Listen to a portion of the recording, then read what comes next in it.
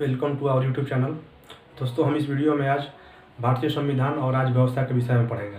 ठीक है, तो जो हमारा भारतीय राजनीति और संविधान के विषय में पढ़ेंगे। ठीक है, तो भारतीय राजनीति में इंडियन पॉलिटी में हमको पढ़ना होगा, संघ सरकार के विषय में। ठीक है, फिर राज्य सरकार, उसके बाद फिर लोकल गवर्नमेंट हो गई, और उसके बाद फिर हमारी न्यायपालिका हो गई, और उसके बाद फिर जो भी संवैधानिक संस्थाएँ हैं यानी ऑर्गेनाइजेशन के विषय में पढ़ना है। ठीक है, और हम बात करें संविधान की, तो संविधान में आपको फंडामेंटल राइट हो गया, उसके बाद फिर डीपीएसपी हो गया, उसके बाद फिर फंडामेंटल ड्यूटीज़ हो गया, और उसके बाद फिर आपका क्या बोलते हैं, ये इन सब सारी चीज़ों के विषय में पढ़ना है। ठीक है, संविधान में। और आप भारतीय राजनीति की बात करें तो संघ सरकार, राज्य सरकार, लोकल गवर्नमेंट, ये सब सारी चीज़ों के विषय में पढ़ना है। तो ये जो आपके भारतीय संविधान जो है, संविधान हमारे देश का क्या है, एक लिखित दस्तावेज है। ठीक है, संविधान को एक लिखित दस्तावेज के रूप में जानते हैं। ठीक है, और उसमें मूल विधि दी हुई जाती है, यानी जो भी मूल नियम दिए हुए होते हैं वो संविधान में दिए होते हैं। और उसके बाद फिर जो भी रूल रेगुलेशन बनता है, तो संविधान में दी हुई जो मूल नियम है, जो बेसिक प्रिंसिपल दिए हैं, तो उसी के अकॉर्डिंग सारे रूल रेगुलेशन बनते हैं। अगर हम संविधान की बात करें तो संविधान हमारे देश का लिखित संविधान है। और संविधान दो टाइप के होते हैं, एक लिखित और अलिखित। लिखित संविधान की बात करें तो हमारे देश का सबसे बड़ा लिखित संविधान है। भारत का संविधान देश का पूरे विश्व का सबसे बड़ा लिखित संविधान है। और अलिखित संविधान भी बहुत सारे हैं, जैसे ब्रिटेन का है। ब्रिटेन का जो संविधान है वो अपना परंपरागत जो ट्रेडिशनल ये है उसके अनुसार चलते रहता है। ठीक है, वो अलिखित भी है। और ये अगर लोकतंत्र की हम बात करें तो लोकतंत्र में एक प्रत्यक्ष लोकतंत्र होता है और दूसरा अप्रत्यक्ष लोकतंत्र होता है। प्रत्यक्ष लोकतंत्र की बात करें तो हमारे यहाँ इनडायरेक्ट डेमोक्रेसी है, अप्रत्यक्ष लोकतंत्र है। अप्रत्यक्ष लोकतंत्र का मतलब कि हमारे द्वारा जो चुने हुए प्रतिनिधि हैं, यानी एमएलए, एमएलसी हो गए, फिर उसके बाद फिर आपका राज्यसभा जो भी क्या बोलते हैं, सांसद हो गए, वो जो हमारे प्रतिनिधि चुने जाते हैं उन सबों के द्वारा नियम कानून बनाया जाता है। तो ये कहीं ना कहीं अप्रत्यक्ष रूप से है। और जैसे बात करें स्विट्जरलैंड की, जहाँ की आबादी बहुत कम है, तो वहाँ पे प्रत्यक्ष लोकतंत्र है। ठीक है, डायरेक्ट डेमोक्रेसी है, यानी वहाँ पे जो भी रूल रेगुलेशन बनाया जाता है, जो भी नियम बनना होता है, वो जनता में वोटिंग करा के तब उसको लागू किया जाता है, जनता से राय मांगा जाता है वहाँ पे। तो यानी वहाँ पे जनसंख्या कम है, लेकिन हमारे यहाँ पॉपुलेशन ज़्यादा है, तो हमारे द्वारा जो चुने हुए प्रतिनिधि हैं वहीं जाते हैं, और फिर उनके द्वारा नियम वगैरह जो भी बनता है वो उन्हीं के द्वारा बनाया जाता है। अगर हम भारतीय राजनीति की बात करें तो इंडियन पॉलिटी में हमको पढ़ना है संघ सरकार के विषय में, उसके बाद फिर राज्य सरकार के विषय में, फिर लोकल गवर्नमेंट हो गई, उसके बाद फिर आपका जुडिशरी हो गया, उसके बाद फिर सारे ऑर्गेनाइजेशन हो गए। अगर हम उसकी बात करें संविधान की, तो संविधान एक लिखित दस्तावेज है और इसमें इन सारी बातों का वर्णन है। प्रस्तावना हो गया, प्रियम्बल हो गया, फंडामेंटल राइट्स, फंडामेंटल ड्यूटी, फिर उसके बाद राज्य के नीति निर्देशक सिद्धांत हो गए, इन सब, फिर मूल कर्तव्य, फिर जो फंडामेंटल ड्यूटी हो गया, मूल कर्तव्य है, इन सब सारी चीज़ों के विषय में पढ़ना है। तो आज हम एक ब्रीफ इंट्रोडक्शन लेकर के उसके बाद फिर आज हम चलते हैं न्यायपालिका के विषय में। ठीक है, तो आज हम पढ़ेंगे न्यायपालिका के विषय में। ठीक है,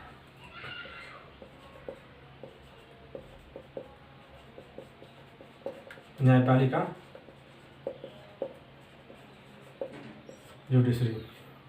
देखिए, हमारे देश में जो न्यायपालिका है वो एक स्वतंत्र निकाय है। ठीक है, यानी ये स्वतंत्र रूप से अपना कार्य करती है न्यायपालिका। ठीक है, और इसमें न्यायपालिका का जो ये फॉर्मेट है, ठीक है, यानी इसका जो रूप है वो ट्रायंगुलर फॉर्म में है। यानी फर्स्ट पे आपका होता है सुप्रीम कोर्ट, सेकंड पे होता है हाई कोर्ट, और उसके बाद फिर होता है डिस्ट्रिक्ट कोर्ट। अगर हम सुप्रीम कोर्ट की बात करें तो सुप्रीम कोर्ट की संख्या हमारे देश में कितनी है, एक है। हाई कोर्ट कितने हैं, टोटल 25, और डिस्ट्रिक्ट कोर्ट जिले वाइज है, यानी जितने जिले हैं उन सबों में डिस्ट्रिक्ट कोर्ट है। ठीक है, तो जो डिस्ट्रिक्ट कोर्ट हमारा है डिस्ट्रिक्ट कोर्ट में दो तरह के मामले आते हैं। एक मामला होता है सिविल का, और दूसरा मामला होता है क्रिमिनल मामला होता है। ठीक है, क्रिमिनल केसेज होते हैं। तो जो सिविल के मामले होते हैं उसको बोलते हैं हम सिविल मामलों, उसको बोलते हैं दीवानी मामला, और उसके बाद फिर जो क्रिमिनल केस होता है उसको बोलते हैं आपराधिक मामला। अगर दीवानी मामलों की बात करें तो दीवानी मामलों में वैसे सारे मामले आते हैं, जैसे विवाह हो गया, विवाह से संबंधित हो गए सारे मामले, विवाह विच्छेद से संबंधित सारे मामले हो गए, उसके बाद संपत्ति से संबंधित, ये सब सारे मामले सिविल में आते हैं। लेकिन अगर हम बात करें उसकी आपराधिक मामलों की, तो आपराधिक मामले में चोरी, डकैती, हत्या, लूटपाट हो गया, बलात्कार हो गया, ये सब सारे आपके आते हैं आपराधिक मामले में। तो फर्स्ट ऑफ ऑल हमें ये समझ लेना होगा कि डिस्ट्रिक्ट कोर्ट होता है, डिस्ट्रिक्ट कोर्ट में दो तरह के मामले होते हैं, एक आपका होता है सिविल और दूसरा होता है क्रिमिनल। और उसके बाद डिस्ट्रिक्ट कोर्ट में पहले सिविल फिर क्रिमिनल होते हैं, दो तरह के मामले। और उसके बाद इनके द्वारा जो भी डिसीजन दिया जाता है, जो भी फाइनल जजमेंट दिया जाता है डिस्ट्रिक्ट कोर्ट द्वारा, उसको अपील किया जाता है हाई कोर्ट में, और हाई कोर्ट द्वारा जो जजमेंट दिया जाता है उसको अपील किया जाता है सुप्रीम कोर्ट में। और सुप्रीम कोर्ट ही हमारे देश की एपेक्स जुडिशरी बॉडी है, शीर्ष न्यायिक संस्था है। इसके बाद इसके द्वारा फाइनल डिसीजन को स्वीकार किया जाता है। और कुछ ऐसी मतलब कंडीशन है जिसमें आगे भी जाया जाता है, जैसे मृत्युदंड वगैरह का हो गया, उसमें राष्ट्रपति के पास क्षमा याचना के लिए पिटीशन की जाती है, आगे फाइल भेजी जाती है, या आगे याचिका मतलब आप कर सकते हैं, आगे याचना कर सकते हैं राष्ट्रपति के पास। तो अभी हमने समझा सिविल और क्रिमिनल। और सिविल की बात करें तो सिविल के मामले में जो भी केस होगा आप डायरेक्ट हाई कोर्ट में केस कर सकते हैं, हाई कोर्ट में केस कर सकते हैं सिविल के मामले में। लेकिन जो भी क्रिमिनल केस होगा तो क्रिमिनल केस के संदर्भ में पहले आपको मामला दर्ज कराना होगा डिस्ट्रिक्ट कोर्ट में, और डिस्ट्रिक्ट कोर्ट से जो भी डिसीजन होगा डिस्ट्रिक्ट कोर्ट के बाद उसको चुनौती दी जाएगी हाई कोर्ट में, फिर हाई कोर्ट चुनौती देगा, हाई कोर्ट वाले जजमेंट को आप चुनौती दे सकते हो सुप्रीम कोर्ट में। यानी कहने का मतलब है कि सिविल जो भी मामला होगा, सिविल मामलों में आप डायरेक्ट हाई कोर्ट में केस कर सकते हैं, जैसे संपत्ति का मामला हो गया, विवाह विच्छेद का मामला हो गया, राजस्व से संबंधित। और उसके बाद फिर आपका ये हाई कोर्ट हो गया, हाई कोर्ट में कर सकते हैं। और फिर अगर हम बात करें क्रिमिनल केस की, तो क्रिमिनल केस में आपका सबसे पहले डिस्ट्रिक्ट कोर्ट में होगा, उसके बाद फिर हाई कोर्ट, तब फिर सुप्रीम कोर्ट। यानी क्रिमिनल केस के संदर्भ में आप डायरेक्ट हाई कोर्ट या सुप्रीम कोर्ट में केस नहीं कर सकते हैं। क्लियर है इतना तक? अच्छा, उसके बाद फिर ये जो आपका प्रशासनिक मामला होता है और न्यायिक मामले होते हैं, ठीक है। सुप्रीम कोर्ट का ये जो सुप्रीम कोर्ट जो जुडिशरी बॉडी है, इसमें जो जुडिशरी मैटर होता है, जुडिशरी मैटर जो होता है ये दो टाइप के होते हैं। एक आपका होता है एडमिनिस्ट्रेटिव होता है, और दूसरा होता है जुडिशियल होता है, ठीक है। यानी जुडिशरी मैटर दो टाइप के होते हैं, एक होता है आपका एडमिनिस्ट्रेटिव और एक होता है जुडिशियल, यानी प्रशासनिक मामले, और यह आपका हो गया न्यायिक मामले। अगर जुडिशियल मैटर की बात करें तो इसके दो टाइप हो गए, एडमिनिस्ट्रेटिव मैटर और जुडिशियल मैटर। एडमिनिस्ट्रेटिव मैटर की बात करें तो एडमिनिस्ट्रेटिव मैटर उसे कहते हैं, जैसे मान लीजिए आपका हाई कोर्ट हो गया या सुप्रीम कोर्ट हो गया। तो हाई कोर्ट या सुप्रीम कोर्ट जो भी है, तो उसके अपने यहाँ के जो कार्य है, अपने संस्था के या अपने हाई कोर्ट के, अपने सुप्रीम कोर्ट के जो भी मामले हैं, जो भी प्रशासनिक मामले हैं, जैसे आपका किसी क्लर्क की नियुक्ति से संबंधित मामला हो गया, या उसके डेली के जो भी कार्य हैं उससे संबंधित जो कुछ भी विवाद है उसका निपटारा, या उससे संबंधित जो भी वो मामले होंगे, वो सब सारे मामले आएंगे प्रशासनिक मामले में। चाहे वो सुप्रीम कोर्ट के संदर्भ में हो या हाई कोर्ट के संदर्भ में हो, उसके जो भी प्रशासनिक मामले होंगे उसे प्रशासनिक मामला कहेंगे। प्रशासनिक मामले के अंतर्गत उसके अपने जो भी मामले हैं, जैसे क्लर्क से संबंधित कोई कार्य का हो गया, उसकी नियुक्ति से संबंधित जो भी मामला है, या जो उसमें स्टाफ कार्य करो से संबंधित जो भी मामला होगा वो प्रशासनिक मामला होगा उस पार्टिकुलर कोर्ट का। और न्यायिक मामले की बात करें तो सुप्रीम कोर्ट या हाई कोर्ट जो भी पार्टिकुलर कोर्ट है, उस कोर्ट के द्वारा जो जजमेंट दिया जाता है, जो न्यायिक मतलब जो जजों के द्वारा जो फाइनल जजमेंट होता है, वो आपका न्यायिक मामला होगा, ठीक है, वो आपका न्यायिक मामला होगा। और अगर हम बात करें ये सुप्रीम कोर्ट, हाई कोर्ट और डिस्ट्रिक्ट कोर्ट की, तो ये जो सुप्रीम कोर्ट और हाई कोर्ट होता है ना, वो होता है आपका इंडिपेंडेंट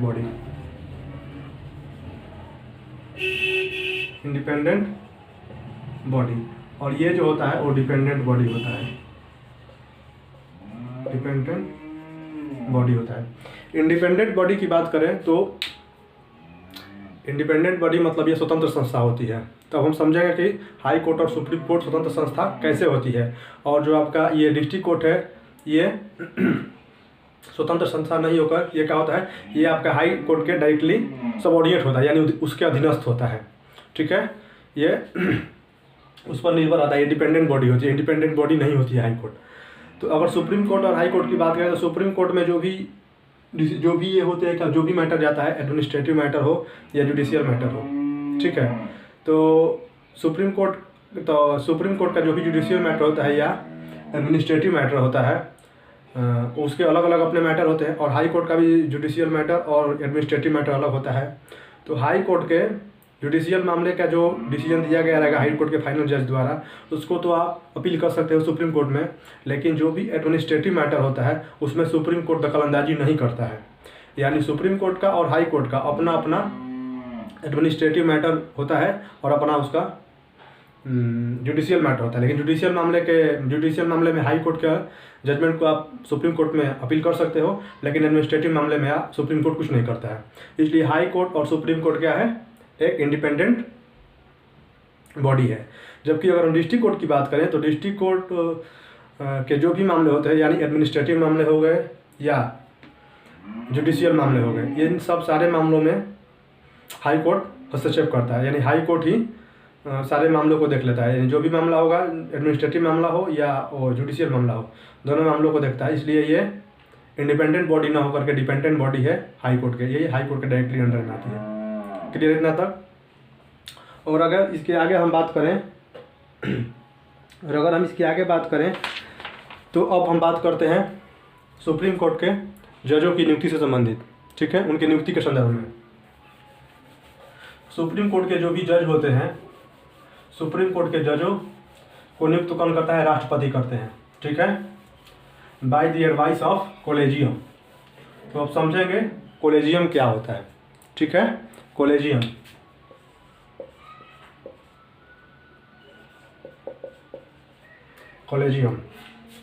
देखिए, सुप्रीम कोर्ट के जज से संबंधित सुप्रीम कोर्ट के जजों के नियुक्ति से संबंधित 4 केस हैं, उससे संबंधित 4 केस हैं जिसका वर्णन हम अभी करेंगे।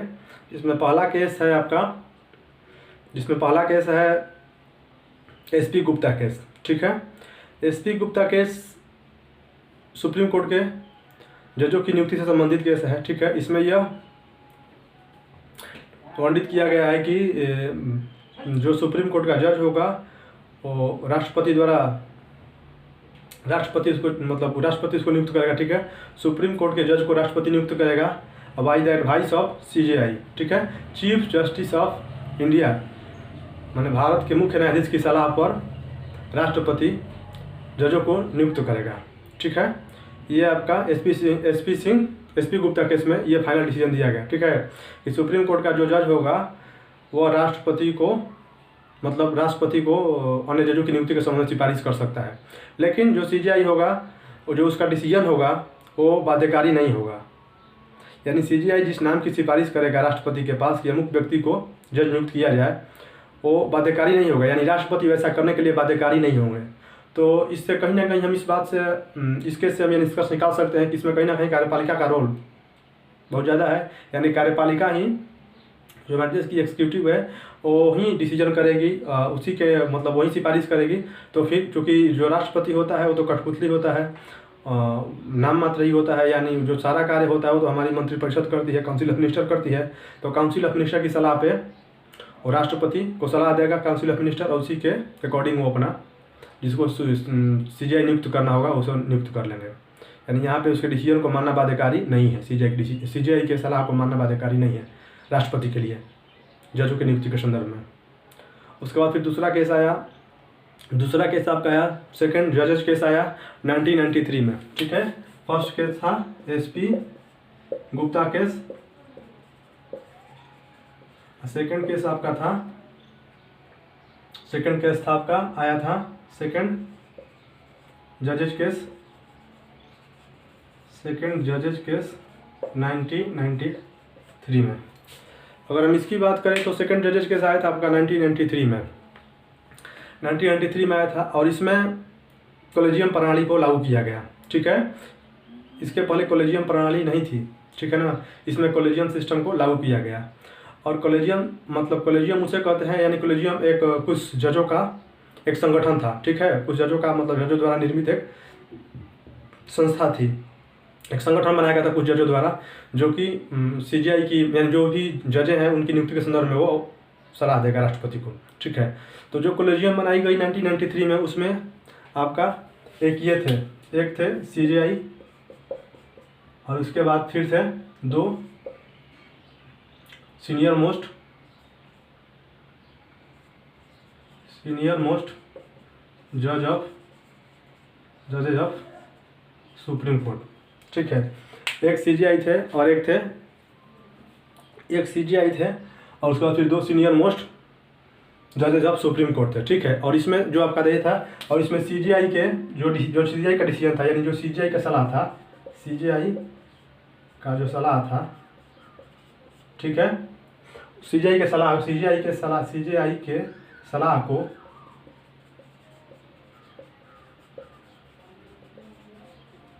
प्राथमिकता दी गई। इस केस में क्या हुआ, जो सेकंड केस जो हुआ था 1993 में, इसमें कॉलेजियम को बनाया गया, एक कॉलेजियम बनाया गया जो ये जजों की नियुक्ति से संबंधित राष्ट्रपति को, मतलब किसी व्यक्ति के नाम की सिफारिश करेगी। और उस कॉलेजियम में एक सदस्य होगा सीजीआई और 2 होंगे 2 chief justice of 2 supreme court के होंगे, सीनियर मोस्ट जजेज होंगे, ठीक है। और इसमें ये जो 3 व्यक्ति दिए हुए हैं, तीनों में से अगर 2 व्यक्ति किसी नाम की सिफारिश करते हैं और सीजीआई उसको मना करते हैं तो वो व्यक्ति जज नहीं बन सकता। यानी कहने का मतलब है कि तीनों व्यक्ति में से जो ये हैं, क्या बोलते हैं, जो सीजीआई हैं, उनके सलाह को प्राथमिकता दी गई है। ये कहीं ना कहीं इसमें सीजीआई के सलाह को प्राथमिकता दी गई है। और जो तीसरा केस है, वो तीसरा केस आपका आया 1998 में, ठीक है। तीसरा केस आया 1998 में। इसमें भी कॉलेजियम प्रणाली ही थी, लेकिन कॉलेजियम में थोड़ा बहुत फेरबदल किया गया, ठीक है। थर्ड जजेज केस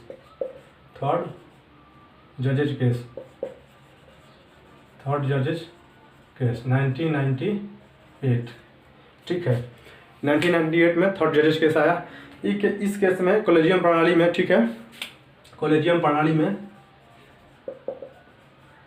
में पहला थे सीजीआई, ठीक है, और उसके बाद फिर सीजीआई थे, और उसके बाद फिर आपके 4 थे सीनियर मोस्ट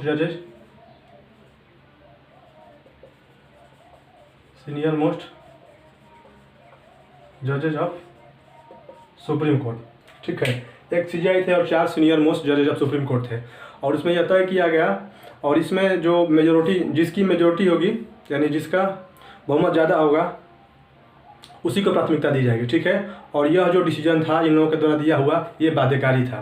कहने का मतलब एक सीजीआई है और 4 सीनियर मोस्ट जजेज हैं, और 3 लोग जिस नाम की सिफारिश करेंगे उसी को राष्ट्रपति जज नियुक्त कर देंगे, ठीक है। और इनके द्वारा दिया गया डिसीजन बाध्यकारी था, ठीक है। और इसमें किसी को प्राथमिकता नहीं दी गई थी, इसमें प्राथमिकता दी गई थी जो मेजोरिटी जिसका होगा उसी को प्राथमिकता दी गई थी। तो इतना तक तो क्लियर है। 1998 में आया था थर्ड जजेज केस। और अगर हम बात करें इसके बाद एक हुआ था, इसके बाद फिर फाइनली 2014 में जब नरेंद्र मोदी की सरकार बनी, तो नरेंद्र मोदी की जब सरकार बनी तो उस वक्त उन लोगों ने संसद में एक कानून, उनके द्वारा एक कानून बनाया गया उन लोगों के द्वारा। और उस 2014 में 99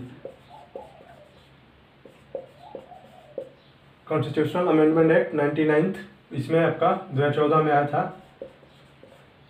इसके अकॉर्डिंग बनाया गया national judiciary appointment committee, national judiciary appointment commission, ठीक है। 2014 में जब बीजेपी की वर्तमान सरकार जब उस समय बनी, ठीक है, तो उसके द्वारा ये कानून लाया गया, नेशनल जुडिशरी अपॉइंटमेंट कमीशन की स्थापना की गई। और अगर हम इसकी बात करें तो ये कॉलेजियम प्रणाली को उन लोगों ने समाप्त कर दिया और ये लाया, ठीक है। और उसके बाद फिर और इस जो ये बनाया गया, जो कमेटी बनाई गई, उस कमेटी में कितने सदस्य थे इसके विषय में जान लेते हैं। इसमें आपके थे जो national judiciary committee, judiciary appointment commission था, इसमें थे पहले थे एक सीजीआई, ठीक है, उसके बाद थे 2 थे सीनियर मोस्ट जजेज ऑफ सुप्रीम कोर्ट, एक थे सीजीआई, उसके बाद फिर 2 सीनियर मोस्ट जजेज ऑफ सुप्रीम कोर्ट। और उसके बाद फिर थे एक लॉ मिनिस्टर, और उसके बाद फिर 2 अन्य व्यक्ति थे, 2 अदर पर्सन थे, इसको गवर्नमेंट, ये सरकार द्वारा चुने हुए थे, सरकार द्वारा चुने हुए 2 व्यक्ति थे, ठीक है। यानी जो नेशनल जुडिशियरी अपॉइंटमेंट कमीशन बना, ठीक है, उसमें एक सीजेआई थे और एक 2 सीनियर मोस्ट जजेस थे सुप्रीम कोर्ट के, एक लॉ मिनिस्टर और 2 अदर पर्सन थे सरकार द्वारा चुने हुए। इससे पहले जो भी कॉलेजियम प्रणाली थी उसमें कहीं भी कार्यपालिका हस्तक्षेप नहीं करी थी, यानी कार्यपालिका का उसमें कोई रोल नहीं था। लेकिन ये जो बना कमेटी, इस कमेटी में 3 व्यक्ति थे न्यायपालिका से संबंधित और 3 व्यक्ति थे एग्जीक्यूटिव वाले, हमारे जो कार्यपालिका से संबंधित थे। तो ये जो आपका ये जो 99 जो अमेंडमेंट हुआ, ठीक है, संविधान में जो संशोधन हुआ 99 नंबर का, उसमें उसके बाद इसको कोर्ट में चुनौती दी गई और कोर्ट ने अपना फाइनल डिसीजन दिया कि ये जो इसमें कहीं ना कहीं जजों की नियुक्ति से संबंधित जो भी कमेटी बनी है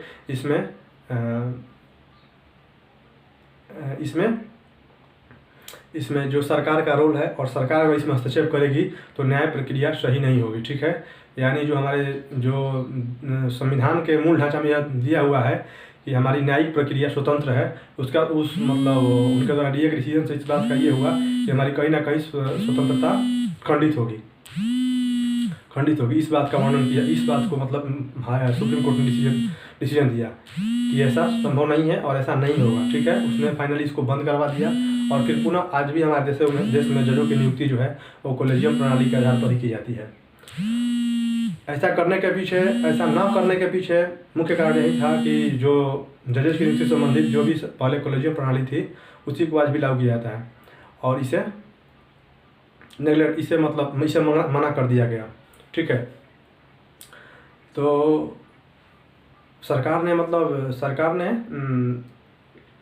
ने तो कोशिश की कि मतलब हमारे भी लोग रहें और सारे लोग मिल करके फिर न्याय प्रक्रिया को, यानी जो जजेस की नियुक्ति है उसी कमेटी के माध्यम से हो, लेकिन सुप्रीम कोर्ट ने इसे खारिज कर दिया और अंततोगत्वा आज भी हमारे देश में जो जजेस की नियुक्ति होती है, ठीक है, वो इसी कॉलेजियम के प्रणाली पर ही होती है, जिसमें 1 सदस्य होते हैं सीजेआई और उसके बाद फिर 4 सदस्य होते हैं सीनियर मोस्ट जज होते हैं और उसी के आधार पर पूरा ये होता है। जो भी जज होते हैं वो उनकी नियुक्ति होती है, यही कॉलेजियम प्रणाली, यही जो कॉलेजियम आई यही कॉलेजियम राष्ट्रपति को किसी के मतलब जिस व्यक्ति के नाम की सिफारिश करती है उसको जज बनाया जाता है। तो आज के लिए इतना ही, ठीक है। फिर नेक्स्ट वीडियो में हम समझेंगे आगे कि जो भी हमारे मतलब जो राज्य की जो हाई कोर्ट है, ठीक है, उसके जजों की नियुक्ति से संबंधित जो कॉलेजियम बना उसमें किन किन व्यक्तियों का रोल होता है, उसमें कौन कौन से उनके कॉलेजियम में कौन कौन होते हैं और फिर एक राज्य के जो जज होते हैं वो दूसरे राज्य के जज के रूप में मतलब कैसे उनका ट्रांसफ़र होता है एक जज का दूसरे राज्य के जज में। जैसे हम बिहार के कोई जज हो गए और उड़ीसा के कोई जज हो गए तो उनको यहाँ पे ट्रांसफ़र, फिर इनका वहाँ पे ट्रांसफ़र किया जाता है। तो इसके लिए भी एक कॉलेजियम बनाई हुई है, ठीक है, और उस कॉलेजियम के अकॉर्डिंग ही फिर ये एग्री करती है तो फिर उन दोनों का ट्रांसफ़र होता है और दोनों लोग अपने अपने दूसरे स्टेट में चले जाते हैं। तो इसके विषय में आगे पढ़ेंगे और फिर तो आज के लिए इतना ही, ठीक है, धन्यवाद।